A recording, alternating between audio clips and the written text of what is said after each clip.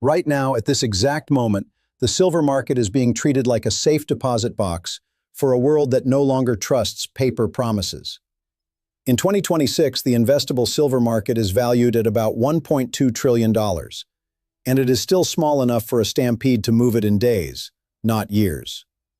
As of February 20th, 2026, one single vehicle, the iShares Silver Trust, reports about 498.9 million ounces of silver sitting inside it. Its net assets are about $40.1 billion. That is not passive exposure. That is metal being vacuumed into a vault while the currency system that prices it keeps losing credibility. This is how the reserve currency death pattern begins in real time, not with a fireworks show, with quiet reallocation, with institutions choosing a different kind of collateral, with households choosing a different kind of savings. When that choice spreads, the dollar does not collapse in one day. It bleeds in every transaction. Silver Investors is watching the same mechanical sequence that has repeated across empires, continents, and centuries. This is not speculation. This is pattern recognition. The timeline varies. The sequence does not. In the next few minutes, you will see foundation and trust turn into overextension. You will see overextension turn into the crack. You will see the crack turn into transfer and reset. You will watch Rome, Britain, and the post-war dollar system run this exact circuit. And you will see why February 20th through February 22nd, 2026 matches the reserve currency death pattern down to the mechanics that hit your savings, your purchasing power, and your access to credit. Here is the mechanism because it never changes. There are 4 stages. Each one is predictable. Each one is measurable. Each one has happened before. Stage 1 is foundation and trust. Stability creates belief. Belief creates deposits and bonds and pensions. Everything feels permanent because the system has not been stress tested yet. Stage 2 is overextension. Claims multiply faster than real output. Short-term money funds long-term promises. Leverage hides inside institutions that look safe on the surface. Stage 3 is the crack.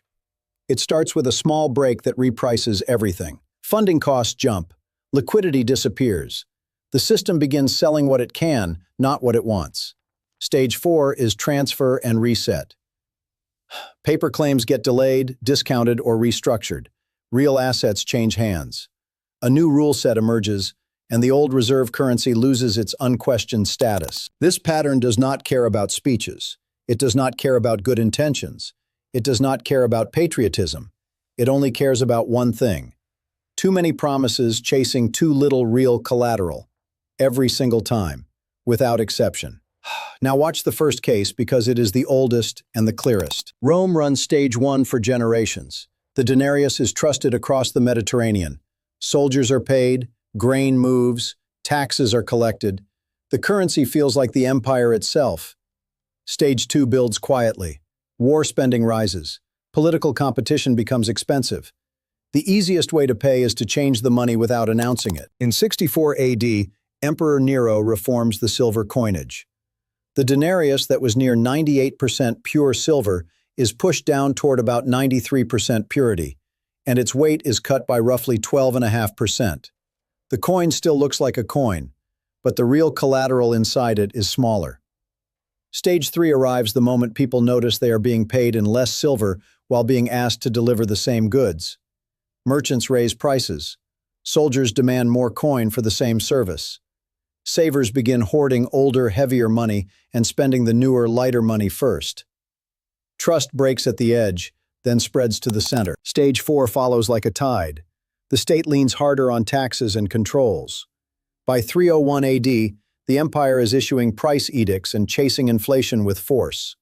Wealth transfers from those holding fixed claims to those holding real goods. The currency survives as a unit of account, but it no longer serves as a stable store of value. The pattern is absolute. Now watch the second case because it is modern enough to feel familiar. Britain runs stage 1 for a century. Sterling is the backbone of global trade. London clears payments. British government debt is treated like a global savings account. The pound does not just buy goods, it buys trust. Stage 2 begins with war. The First World War converts the treasury into a machine for borrowing. Debt climbs. Claims expand. After the war, the system tries to rewind time and pretend the old parody still makes sense. On April 28, 1925, Chancellor of the Exchequer Winston Churchill announces a return to the gold standard at the pre-war parity. It looks like confidence. It is actually overextension. The currency is forced back into a suit that no longer fits the economy underneath. Stage 3 hits on a date you can point to. On September 20th, 1931, a Treasury press notice announces the suspension of gold convertibility. By September 21st, 1931, Parliament is debating the bill while markets are already repricing sterling. The signal is clear. The promise has been broken, not by choice, but by necessity. The cascade follows the same path every time. Capital moves. Holders of claims demand settlement. The cost of money spikes. The government chooses survival over convertibility. Stage 4 is transfer and reset. Sterling devalues. Domestic prices adjust. The empire keeps operating, but the aura of unquestioned reserve status is gone. A new hierarchy is forming.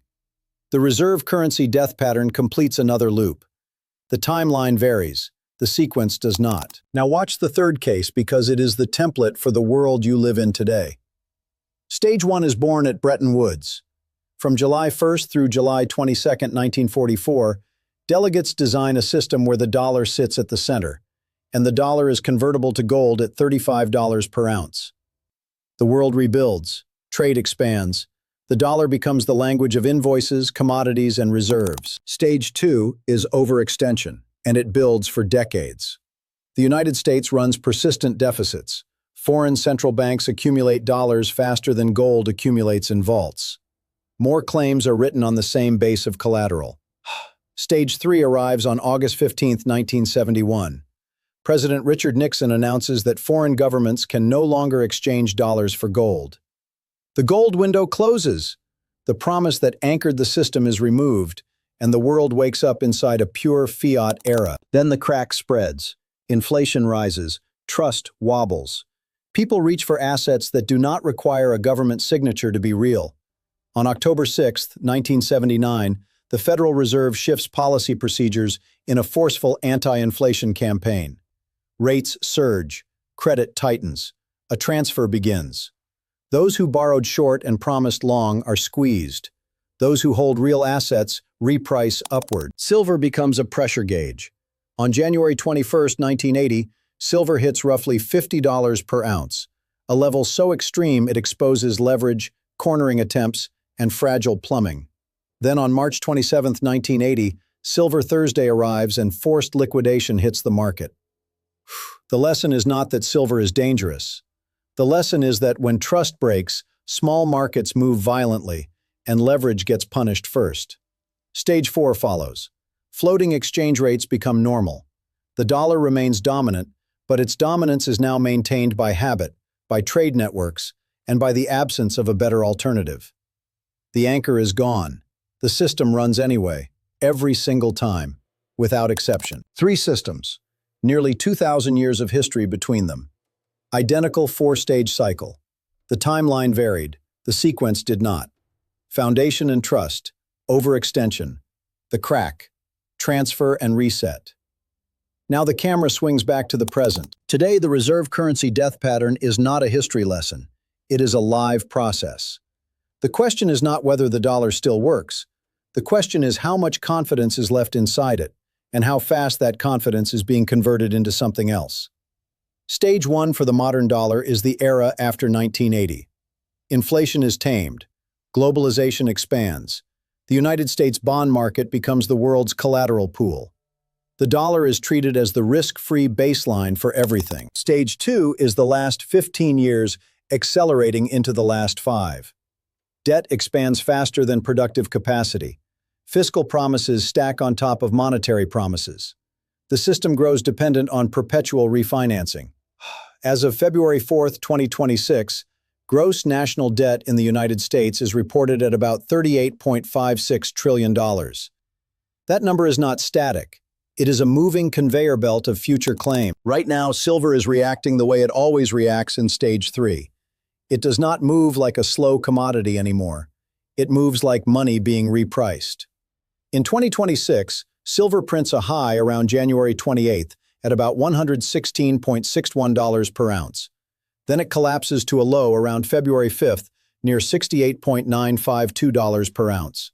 And then it whipsaws again. That is not normal industrial pricing.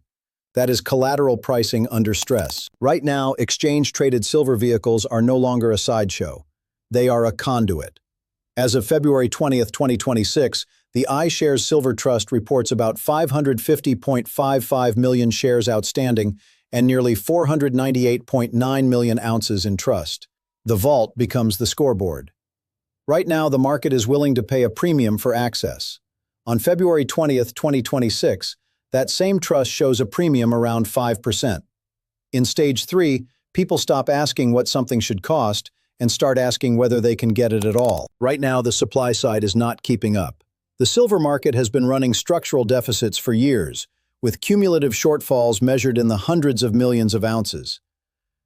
When a market lives off stockpiles, every new buyer is competing with the last remaining inventory. Right now, the paper silver system keeps piling claims on top of limited metal. Claims can stack into the hundreds per physical ounce. The number changes by estimate, but the mechanism does not. When too many claims chase too little collateral, stress concentrates where liquidity is thinnest. These are not isolated facts. These are Stage 3 signals. The system is in Stage 3 because it is showing the same fingerprints as the past. Rome debases its silver and people hoard real metal. Britain suspends convertibility and capital flees to safety. The post-war dollar closes the gold window and real assets explode upward. The match is precise. The timeline varies. The sequence does not. Now the silver story snaps into focus. Silver is emerging as an ultimate hedge not because it is trendy, but because it sits at the intersection of money and industry.